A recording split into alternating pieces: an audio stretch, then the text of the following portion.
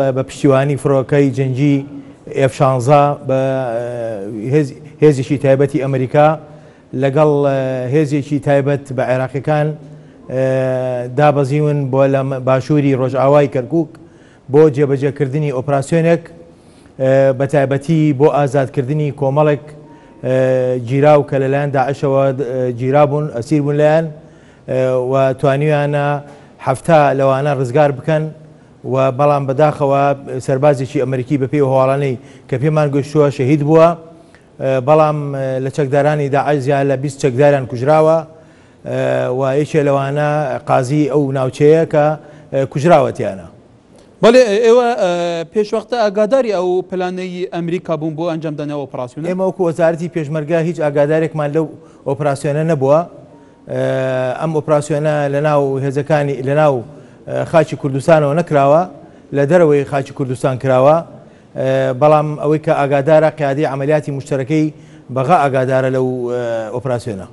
بەڵام باستەوەیەکی کە پێشمەرگەشتیا بەشدار بوو لە ئۆپراسیۆنەکە، ئەوەی کە ئێمە ئاگادار بین تا ئێستا پێشمەرگە بەشدار نییە. ئەی پلانتان چییە لە داهاتوودا بۆ ڕزگارکردنی دیلەکانی تری دەستی چەکدارانی داعش کە لە مووسڵی حتا باسەکەی لە سووریا شەبێ؟ بەتەکید ئەوە عملیاتێکی کەم نییە، ئەو عملیاتێکی گەورەیە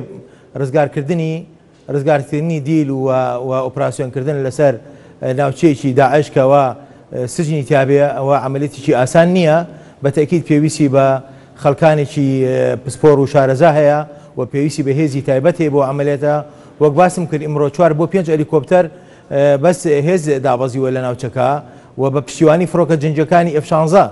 ئەوە عملیاتێکی ئاسان نییە. خۆتان نەزان ئیمکانێتی وەزارەتی پێشمەرگە لەو ڕۆ ئیمکانێتێکی محدودی هەیە. بەتەکید ئەوە بە وەزارەتی پێشمەرگە ناکرێت لە کاتێکا بتوانێت ئینزالێ بکات لەو شێوەیە. بەڵێ بەڵام ئەو کەسوکاری ئەو دیلانە زۆر چاوەڕێی ئەوەیەکەن کە زۆر باسی شەوای کراوە چون ئەمانە ڕزگار بگەین. حکوومەت هەرێمی کوردستانی شوتێتی کێمە لە زۆر ڕێگەوە هەوڵماندەوە ڕزگارکەن حتا هێزی پێشمەرگی کوردستانیش. بەڵام لە داهاتوودا هیچ پلانێکە وەزارەتی پێشمەرگە کە لەم جۆرە ئۆپراسیۆنەکانان بە هەر ڕێگایەکی دیکە بێ لەگەڵ تەحالوف ئەو کەسانە ڕزگار بکرێن؟ بەتەکید هەر پێشنیارێک بێتە پێشمان بۆ وەکو وەزارەتی پێشمەرگە ئێمە بە خۆشحاڵیەوە هەموو هەماهەنگێکەکەین لەگەڵ هاوپەیمانانە بۆ ڕزگارکردنی دیلەکان و پێخۆشحاڵین تا زووتر هەیە دیلەکان بگەڕێنەوە باوەشی خێزانەکانیان. ئەوە شتێکە هەموو لایەکمان پێمان خۆشە، بەڵام ئەوە پێویستی بە هەماهەنگی هەیە و پێویستە هەر لە تەرەفی وەزارەتی پێشمەرگەوە نەبێ، پێویستی بە هەماهەنگی هەیە لەگەڵ هاوپەیمانان. بەڵێ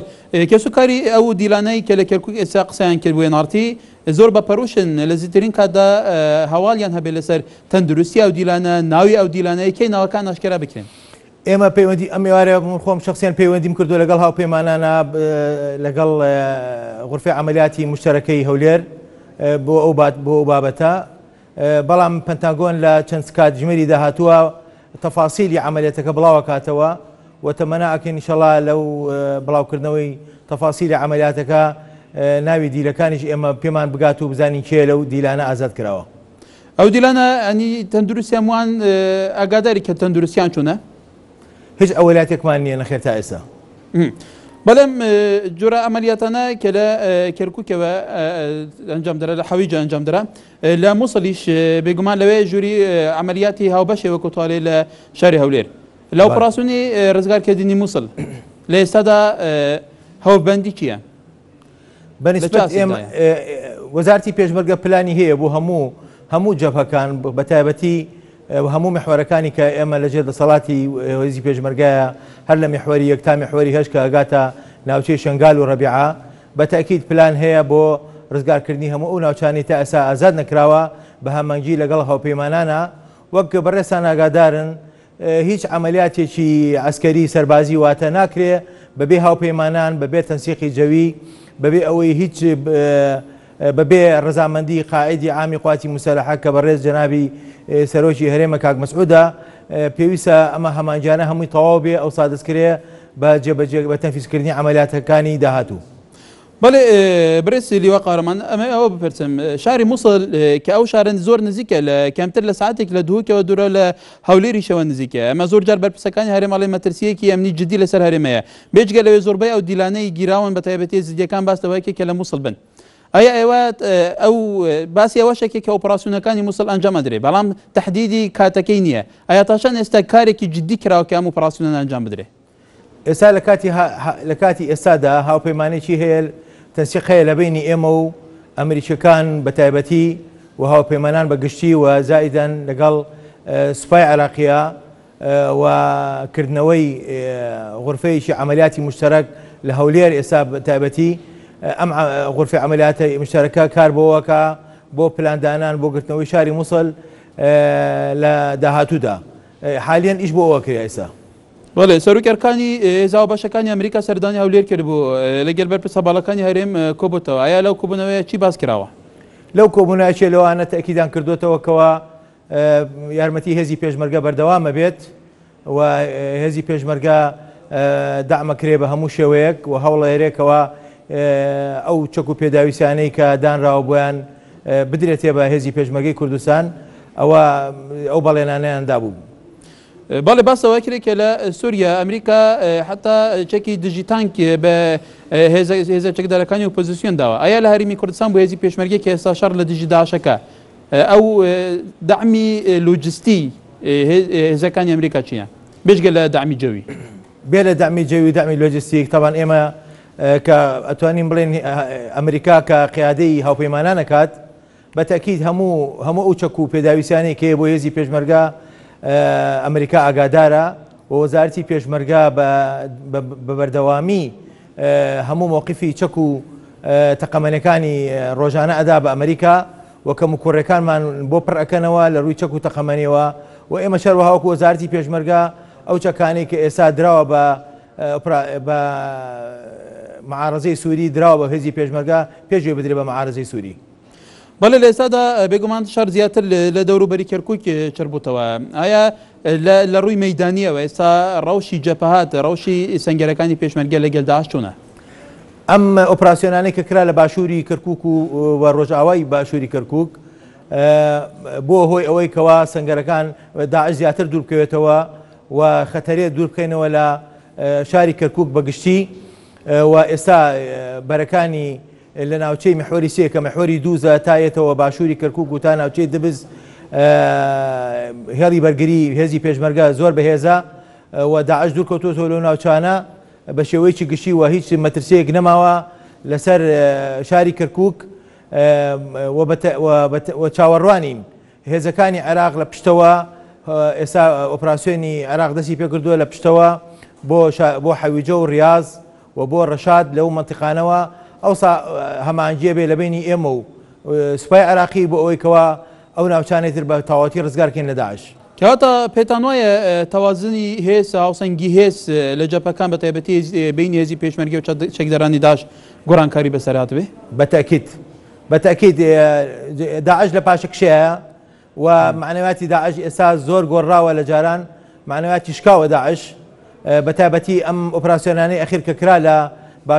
باشووری کەرکووک و باشووری ڕۆژاوای کەرکووک و لە محوەری سێ لە محوەری دووس بەڕاستی داعش تەواو معنویاتی شکاوە و بە تایبەتی ئێستا وەکو باسم کرد ئەبینین کەوا عملیاتەکانی سوپای عێراقی بەردەوامە لە پشتەوە بۆ ناوچەکانی حەویجە و ڕەشاد و ڕیاز ئەمەش بۆتە هۆی کەوا معنویاتیان زیاتر دابەزێ و شکانیان لە منتیقەی بێجیش و بەرەو شەرگات و ڕاکردنیان و تەقینەوەی پردەکانیش شەرگات و ئەمانەش هەمووی معنویات دابەزیەوە بە پێی ئەو معلوماتانەی کە ئێمە هەمانە وەکو هەواڵگری وەزارەتی پێشمەرگە لە ناو شاری مووسڵە شڵەژاویە کەوتوتە ناو داعشەوە بە تێگرایی. بەڵێ تو باسی ئۆپەراسیۆنەکانی سوپای عێراقت کرد حتا حەشدی شعبیش ئایا ئێستا هەماهەنگی هێزی پێشمەرگەی کوردستان لەگەڵ سوپای عێراق لەو ئۆپەراسیۆنانە چۆنە؟ ئێمە لە بنکەی ئۆپەراسیۆنی هاوبەش لە غورفەی عملیاتی وەزارەت ئێمە گروپێکمان هەیە کە لە سوپای عێراقەوە هاتوون تەنسیقەیە لە بینی ئێمە و وەزارەتی دیفاعی عێراقیە ڕۆژانە تەبادولی معلومات هەیە لە بینی ئێمە و وەزارەتی بەرگری عێراقیە. بەڵێ حەشدی شعبی نەخێر ئێمە هیچ پەیوەندێکمان لەگەڵ حەشی شعبیان نیە نەخێر. بەڵێ لەو ئۆپەراسیۆنەی کە ئەنجام ئەدرێت ئایا هیچ کاتێک هێزەکانی عێراقداوای لە هێزی پێشمەرگی کوردستان کردو یارمەتیان بدا پاڵپشتیان بکە؟ تا ئێستا نە، بەڵام بەتەکید هەر کاتێ داوایان کرد ئێمە ئامادەین. ئاسی یارمەتیدانی سوپای عێراق ئەنکە حکوومەتی عێراق بۆ هێزی پێشمەرگەی کوردستان لە ڕووی لۆجستیەوە لە ڕووی زۆر کەمە یارمەتیدانی وەزارەتی دیفاعی عێراقی لە ڕووی لۆجستیکەوە زۆر کەمە و ئێمە چەند جاریش ئەوەمان دووبارە کردوێتەوە بەڕێز وەزیری پێشمەرگە و هەروەها کادەی کوردی دائیما هەمیشە ئەو گلەیەمان بووە لە بەغاکەوە دامی لۆجستیک بۆ وەزارەتی پێشمەرگە زۆر لاوازە و بە تایبەتی کە دامی لۆجستیک هەندێک جار زۆر بەکەمی کە ئەنێرن بۆ وەزارەتی پێشمەرگە حسابی ئەو حەجمی هێزی پێشمەرگە ناکەن و ئەزانن تەعامل لەگەڵ لیوایشی پێشمەرگاکە نەوەکو وەزارەتی پێشمەرگە کە خاوەنی سەدەها چەکدارە بەڵێ پێتان وایە ئەو سستیەی یارمەتی حکوومەتی ناوەندی بۆ هێزی پێشمەرگەی کوردستان لەوە سەرچاوە گرتووە کە ئیمکانیاتیان زعیفە کە لە ئێستادا لە شەردان ئەن بە ئەنقەست یارمەتی باشی هێزی پێشمەرگە نادات حکوومەتی عێراق. واللهی ئێمە ئەوەی کە ئێمە معلوماتمان هەیە طبعاً ئەوان جەبهەیەکی فراوانیشان هەیە بەتەکید، بەڵام ئەوەش عوزر نییە بۆ ئەوەی کەوا ئەو یارمەتیە کەمە کە ئەنێرن بۆ وەزارەتی پێشمەرگە. بەتەکید ئێمە چاوەڕێی زۆر زیاترمان لەوە ئەکرد، بەڵام هینەکان زۆر کەمە. بەڵێ ئەمە ئەو بپرسم ئێستا بە تایبەتی لە ئەو ئۆپراسیۆنانەی کە هێزی پێشمەرگەی کوردستان ئەنجامەدرێ ژمارەیەکی زۆر بۆمبی چێنرا و داعش لە پێشخۆیەوە بەجێیە کە ئەمەش زۆر جار کارداناوی خراپی هەبووە بۆ هێزی پێشمەرگەی کوردستان. ئایا لەمەیە لە ڕووی مەیدانیەوە چیتان کردووە کە بتوانن کەمترین زەرەر لە هێزی پێشمەرگەی کوردستان بکەوێت لەم چارچوەیە؟ ئێمە طبعاً وەکو وەزارەتی پێشمەرگە لە هێزەکانی پشتیوانی یەک لە هێزەکانی پشتیوانی دوو لە هەندێک هێزی تر ئێمە کەتائیبی هەندەسەمان هەیە کەتائیبی هەندەسە هەڵەسێ بە پوچەڵکردنەوەی عەبوات و تەفخیرکردنی ئەو ماڵانەی کە لەلایەن داعشەوە کرێت و بۆ کەمکردنەوەی خەسارەکان ئێمە بە مستەمەڕی لە ساڵی 2015 بە کاملی و لە چەمانگی ڕابردووی 2014 لەلایەن بەریتانیەکانە و هەیەپەیمانانەوە خولی بەردەوامان هەیە بۆ پێگەاندنی ئەفسەر و پێشمەرگەکانمان لە ڕووی دوو ناحێوە لە ناحەی کەشف و معالەجەی خەنابل و عەبواتی ناسفەوە. لەبەرەوە ئێمە بە سەدەها پێشمەرگە و ئەفسەرمان داخڵ کردووە بۆ ئەو بابەتە و کە ئێستا دەورێکی کاریگەری باشیان هەیە لە پوچەڵکردنەوەی عەبوات لە ناوچە ڕزگارکراوەکان. بەڵێ بەشێکی گشتی ئەو تاکتیکەی کە داعش لە شەڕی دژی هێزی پێشمەرگەی کوردستان بەکارهێنێ هەر لە عملیاتی خۆکوژیەوە لە سەیارەی بۆمبڕێژکراوە زۆر عملیاتی تر. ئایا هێزی پێشمەرگەی کوردستان لەم چارچەوەیە هیچ ئەلتەرناتیڤ هیچ تاکتیکێکی تازایە کە بتوانێت ئەو هەموو هێرشی داعش بشکێنێ؟ بەتاکید داعش هەموو جارێک تەکتیکی خۆی گۆڕێ بە تایبەتی لە ڕووی عەبواتەوە هەموو جارێک مفاجئەی پێشمەرگاکە بە عەبواتێکی نوێ دائما اختراعی عەبواتێکی بۆ یەکەوە پێشمەرگە کەشفینەکە. لەبەرەوە هەندێک جار ئەبینیت ئەو ئالەتانی کە هەمانە کەشفی ناکات، بەڵام زۆر جار بەچاو ئەبینرێت زۆر جار بەچاو نابینرێت، لەبەرەوە هەندێک جارە بێتە هۆی خەسارەی هێزی پێشمەرگە. بەڵام بە شێوەیەکی گشتی ئێمە ئاگاداری هەموو ئەفسەرەکان و پێشمەرگەکانمان ئەوانەی کە تایبەتمەندن بە هەڵگرتنەوەی عەبوات و پوچەڵکردنەوەی و کەشفکردنی ئەوانە خبرەیەکی باشیان هەیە لە ڕووی مەیدانیا و لەخوا بەزیابێ ئەوەتی و پێشمەرگەکانمان ئێستا